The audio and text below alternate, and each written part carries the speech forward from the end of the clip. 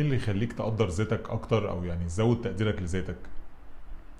ومن القيم اللي هي يعني مهدور حقها بشكل كبير في العصر الحالي قيمة الصدق. الصدق ده لما انت تكون صادق مع نفسك وصادق مع الناس، بالتالي انت هتبقى يعني مقدر ذاتك وحاسس نفسك كده حاجة يعني بفخر كده بنفسك، وان انت يعني شخص بتقول الحقيقة. فده من ضمن الحاجات اللي هتزود تقديرك لذاتك. بس للاسف بقى بسبب طرق التربيه بتاعتنا وبسبب التاثر بالسوشيال ميديا والتلفزيونات والمسلسلات، بقت القيمه دي من ضمن القيم المهدور حقها ومش واخده حقها في العصر اللي احنا فيه ده.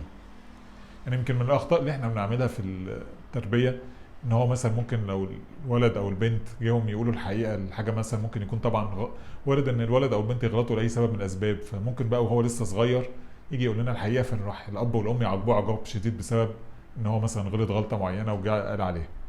يعني طبعا العقاب ما يبقاش ان هو عشان قال على الغلطه، لا العقاب بيبقى على الغلطه نفسها.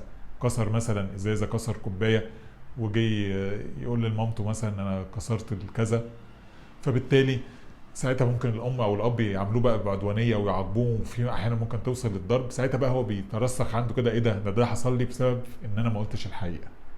فطبعا ده بيكبر معاه مع الوقت، وبالتالي الموضوع بيستمر ويحس بقى مع الاستمراريه لو هو ما اشتغلش على نفسه ان حاجه، ان هو مش مقدر ذاته كويس وان قيمته قليله مش زي ما هو يتمنى انها تبقى موجوده. فحاجه بسيطه زي كده في التربيه لو احنا حريصين عليها، ان احنا نبقى مع اولادنا ان احنا نشجعهم على القيم اللي زي دي، ده هيساعد بشكل كبير ان هو لما يكبر يبقى مقدر ذاته صح. وانت برضو لو كنت بتعاني من اثار التربيه دي لاي شكل من الاشكال، ففي طرق كتير جدا ممكن تعملها ان انت تتخلص من الاثار السلبيه للتربيه دي، وانك تبدا تقدر ذاتك صح.